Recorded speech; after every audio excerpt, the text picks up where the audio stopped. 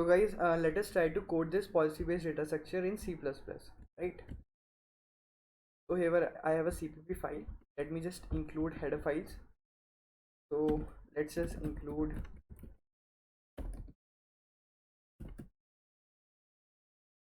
right, and the header files that I need to include for policy based data structures are these.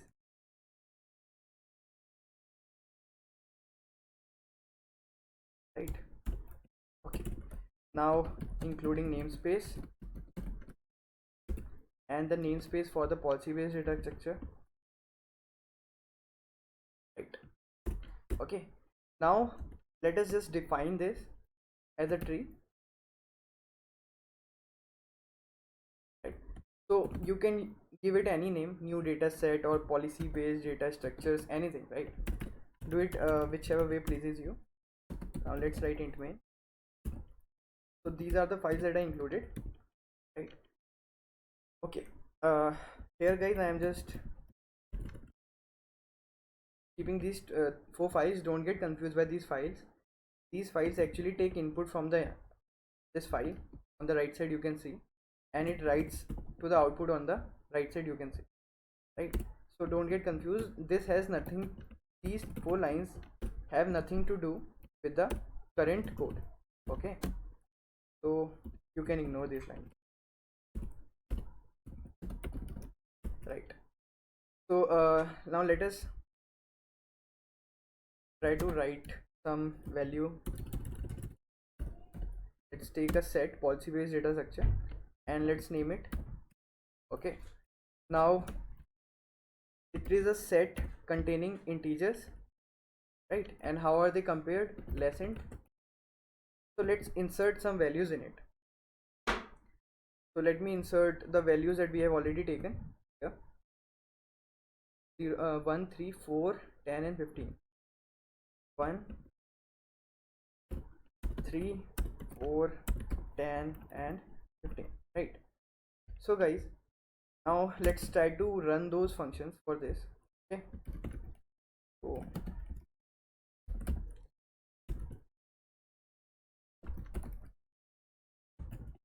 if I want to know that at which index what number do I have, that what I need to do is I just need to use this function, yeah, this one, find by order, right?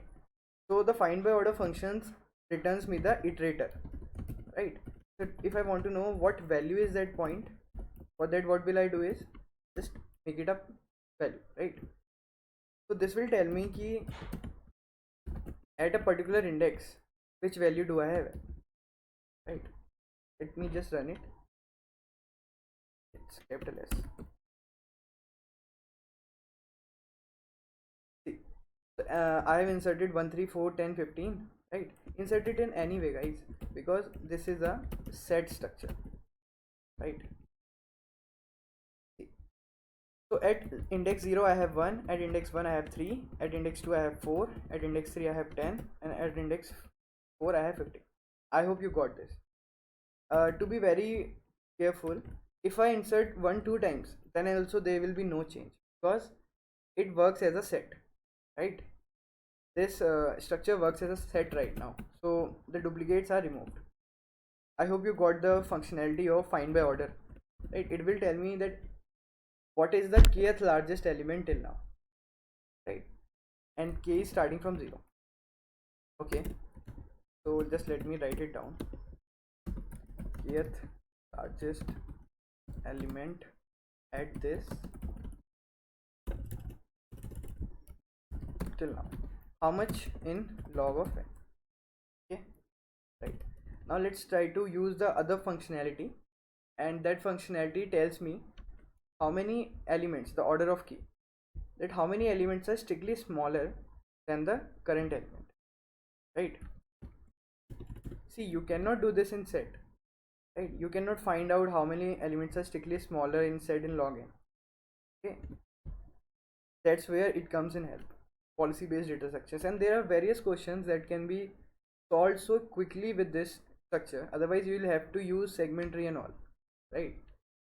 Okay, so let me just try to use it once and then we'll finish this video. Order of key.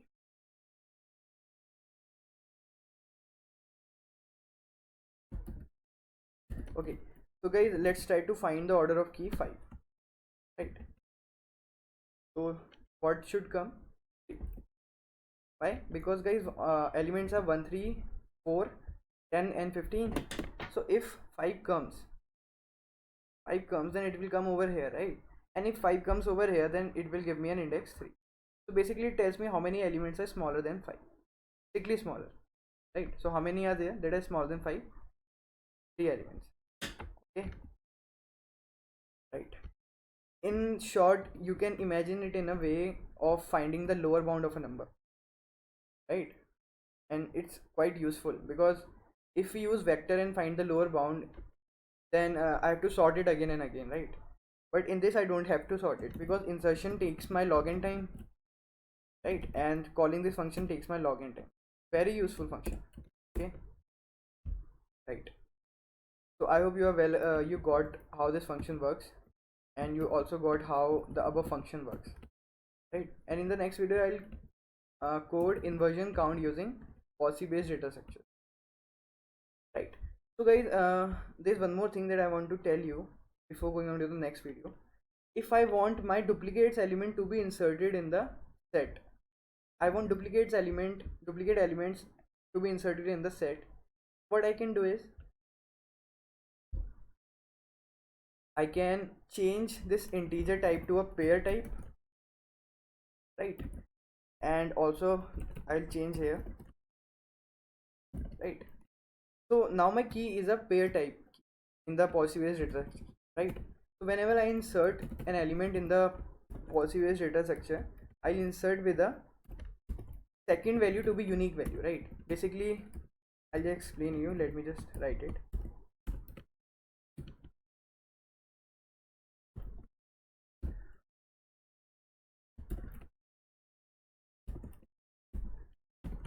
Right. So see guys, here I have made the second value of the pair to be unique, to be distinct, right? So if I insert 1 and 5 in the next, these two pairs are different, right? So for the set, these pairs will be different, and similarly my 1 will be inserted 2 times, right? So by using this we can easily maintain double or triple entry of a value, right? Because this pair is a value comma index type pair. Let me just write it, value comma index. Okay, so index for every value will be different, right? So right now just let me try to print it. First value of this, and p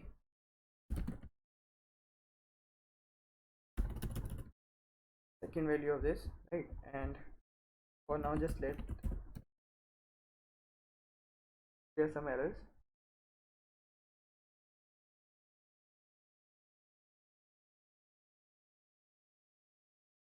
Oh, right. So an arrow, I guess, because it returns me an iterator.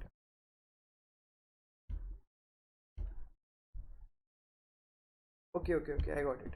So I hope you got this. Why are we getting this error?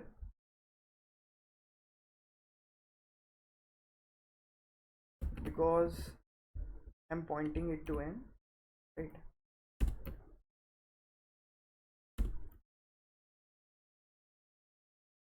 Move this, right? Sometimes it's headache, right, to maintain this pointer and all, dot, pointer, arrows, right? So here we have this. At index 0 I have 1 and 4, right? And at index 1 I have 1 and 5, because of course this pair is greater than the above pair. I can insert any number now, like any number of times. Let's give me 6, and let me give one more 10, 7, right? So this gives me, see, at 6 index I have 10, 7, and at 5th index I have 10, 6 and 10, 2, right? Basically now I have pairs, and all the pairs are distinct, so the set will contain duplicate values, right? Because the values I have paired the values with an index.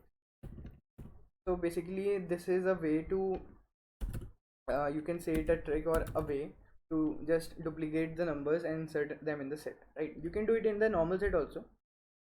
Okay, so I'll use this technique in the next video to find the inversion counts in an array.